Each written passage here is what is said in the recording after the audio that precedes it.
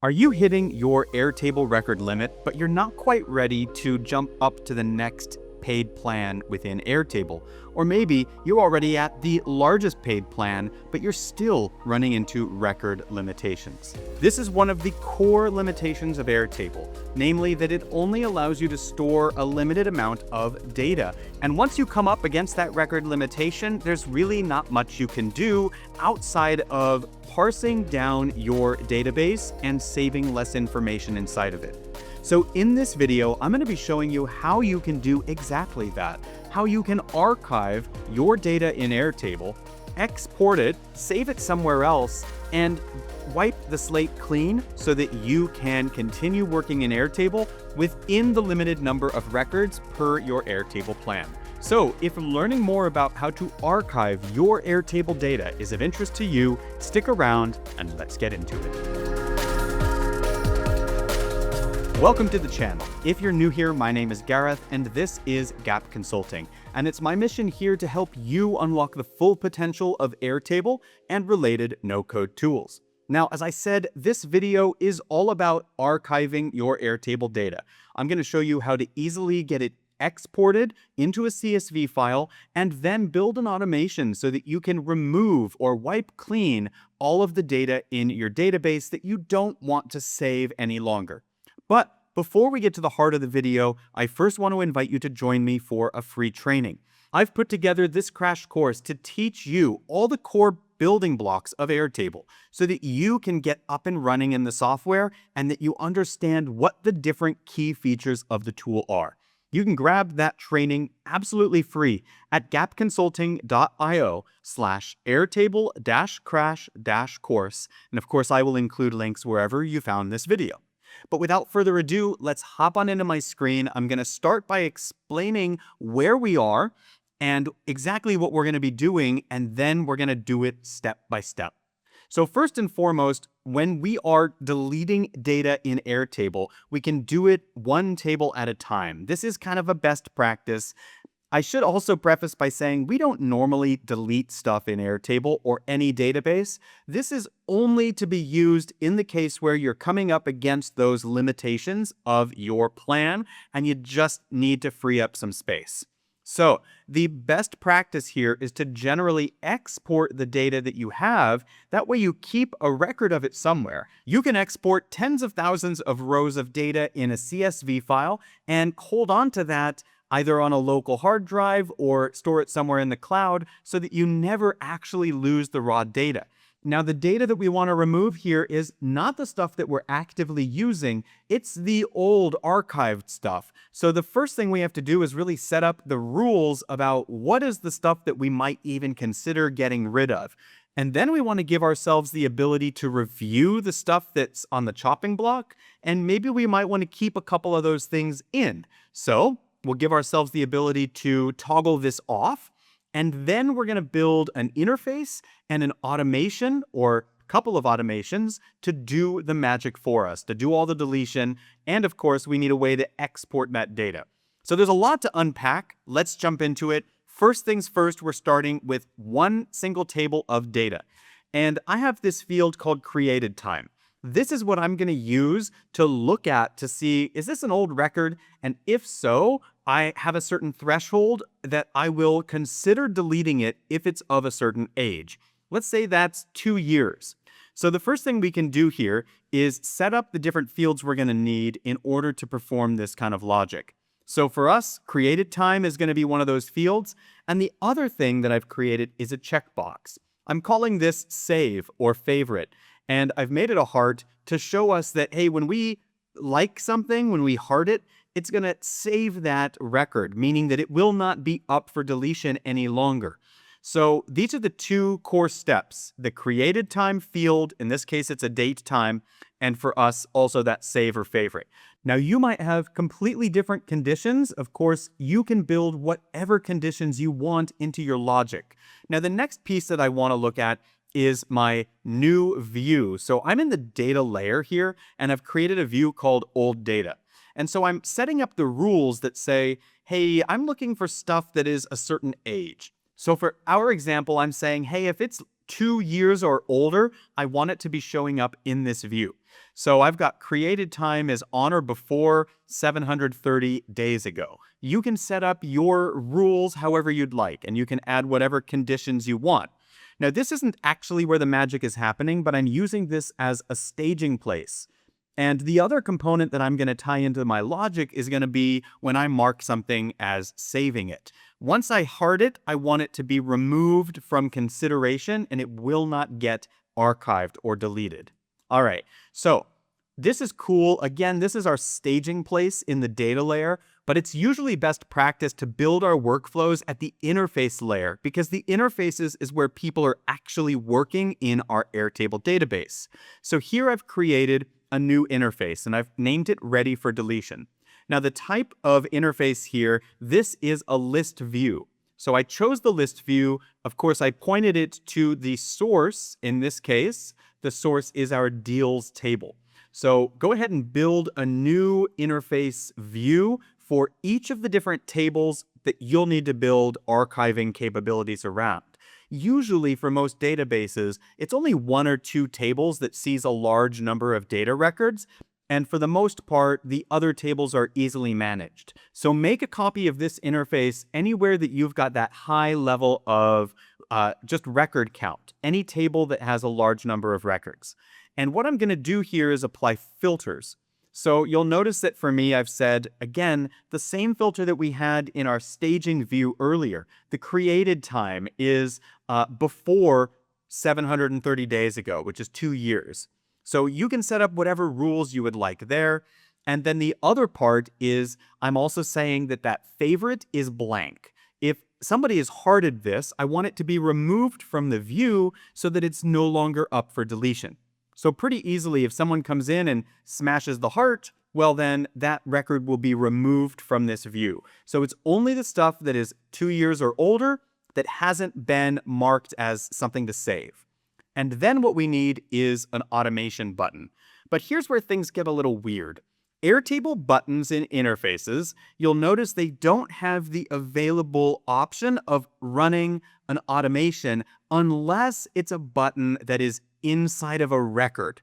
So if I'm in a record detail page, I get the create or trigger automation option. But for whatever reason, Airtable interfaces do not allow us to put a button on the total page that is not specific to a record and then trigger an automation from it. This is a small limitation of the software at this point.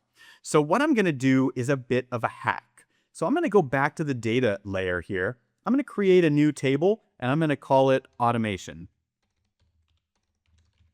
And it's not going to serve any purpose at all except to have us check a box confirming that we are ready to delete some stuff. So I'm going to create this checkbox and I'm going to say confirm automation run. And so what we're going to do here is only map this one field in a form. So let's get back to our interface here. And instead of mapping this to trigger an automation, we're going to say, well, open a record creation form. So when we open this record creation form, we're going to tie it to the automation table that we just built, and the form will add a record. Okay, so let's edit this form. What do we care about here? Just that one thing. That's all. Just that confirmation trigger. So let's go ahead and remove all of the other fields that we have from our form. I should have removed these just from the table because they're irrelevant for our purpose. We just care about this. And you can write on this form something like delete old records. And then you could put some verbiage about when you submit this form, it will begin the automation that will delete all the records. Please make sure you wish to proceed. And then we can, of course, make this a required field as well and make it larger as well. So that's it. We've now created a button that opens a form.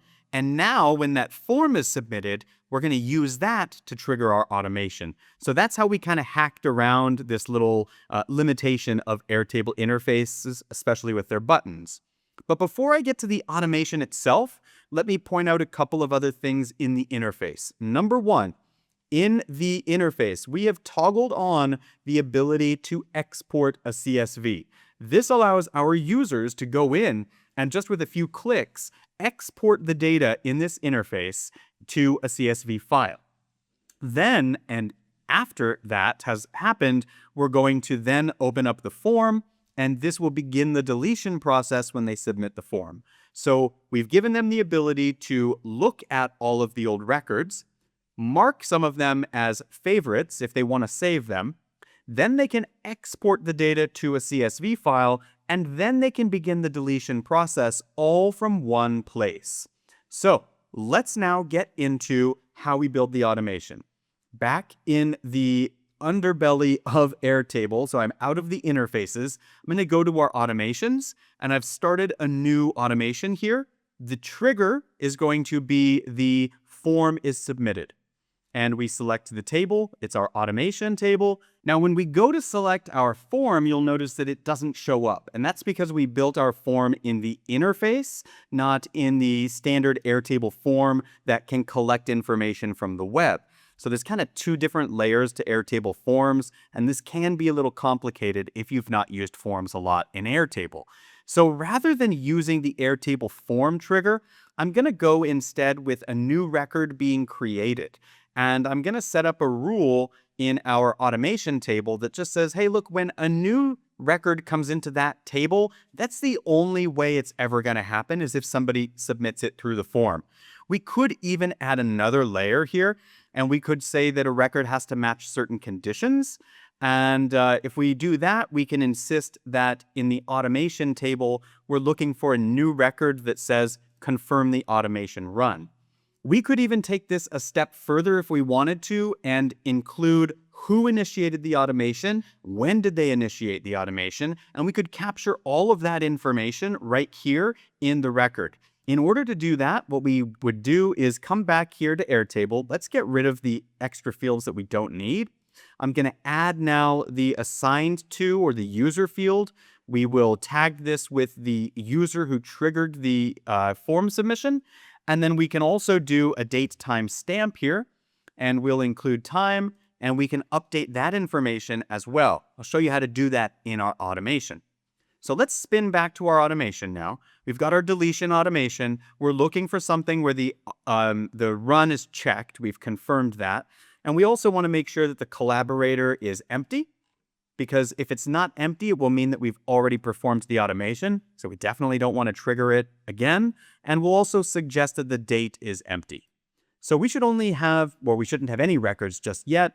In fact, let's create one in the data layer just as an example.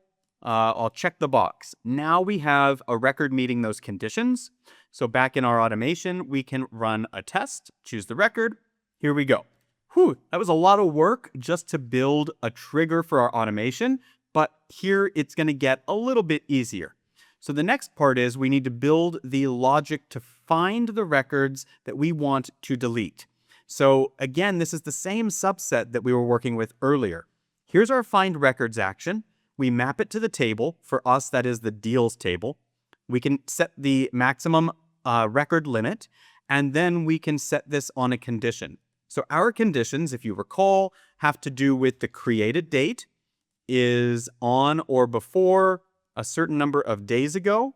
Let's find the number of days ago. Let me expand this so we can see it.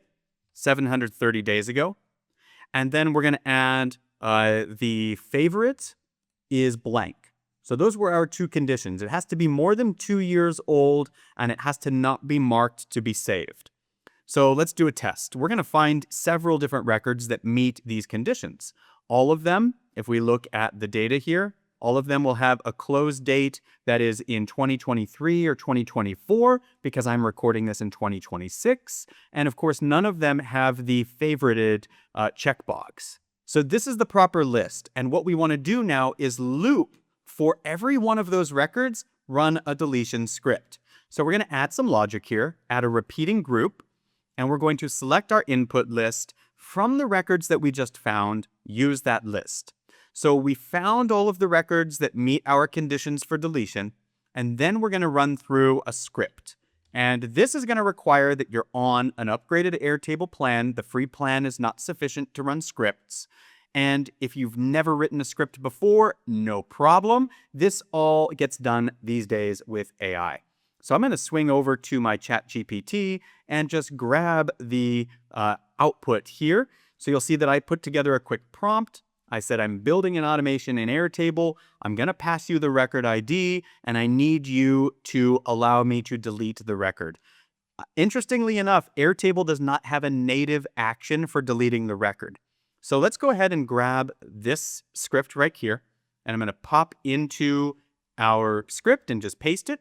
Now, for us, we need to be conscious of the fact that we're passing the record ID, so we have to create an input variable, and we have to spell this exactly the same. So just grab it from your code, and we're going to find the record ID that is from the current item. So remember, we're cycling through a list of items here.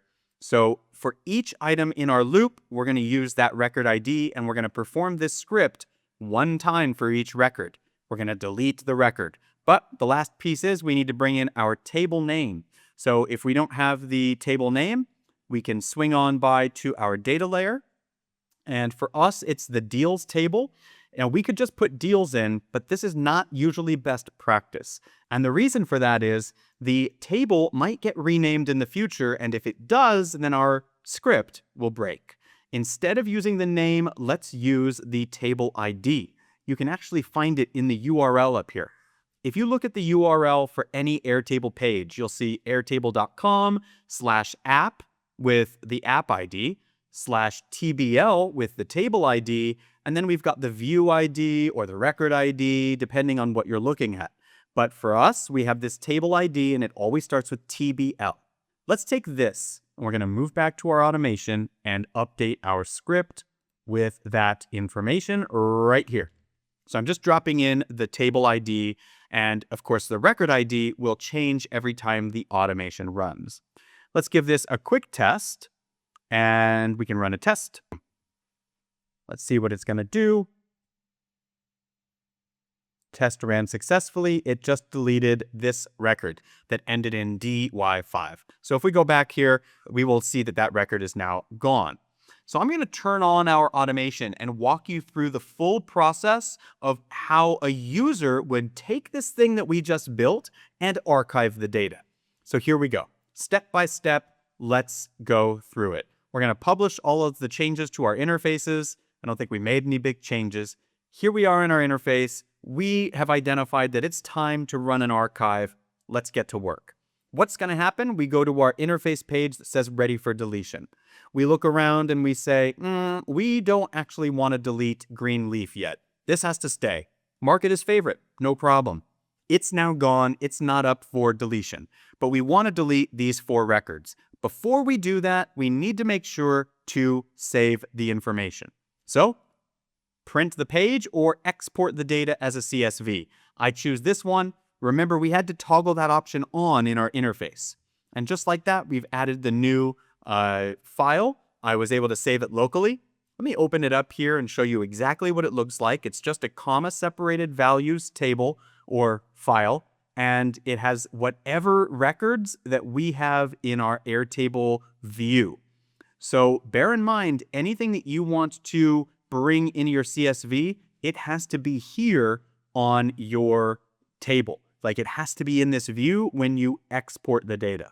So I'm only getting these 3 fields, even though there are more fields in the table. Okay, now that I'm happy with this, I've got these 4. Imagine that I've taken my CSV, I've put it somewhere safe so that I have historical data locked down, but now I'm ready to begin the deletion process. What happens? I click the button, it opens a form. It says confirm automation run, and there's probably some other language here about this action cannot be undone and blah, blah, blah. Probably should also update the button to not say create. It should say delete. So now what we're going to do is push that button, and you should start to see these components disappearing right from your screen. And that's because the automation's running in the background to delete all of these things. Now, the one final piece here that I didn't actually show is how to save the information about who ran the deletion and when. So let's add one more step here. we're going to update a record in our automation, and we're going to update the automation with the record that we triggered the automation on. So back here, the record matches conditions, this record, and I want to update this with who triggered the automation and when. We can do this directly in the automation right here by bringing in the date and the collaborator and finding them in previous steps. Or to keep things even simpler, I don't have to include it in the automation, but I can go back to the data layer and I can make these fields defaults. So I can add information about who submitted the form and set a default to the current date so that when a new record is created, it automatically gets the timestamp. Same thing with the collaborator field. We can do that through our form and make sure to capture who it is that is submitting that information. So back here, let's pop open our form so that when someone hits that deletion, we can bring in the collaborator and default the value to the current user. Make this a required field and don't let people edit it. And just like that, we're going to capture exactly who performed the deletion. So we can go ahead and publish these changes. And now when I pop this open, you'll see that it's filling it out. It knows it's me who's logged in, and so it's going to capture that information, and I cannot change that.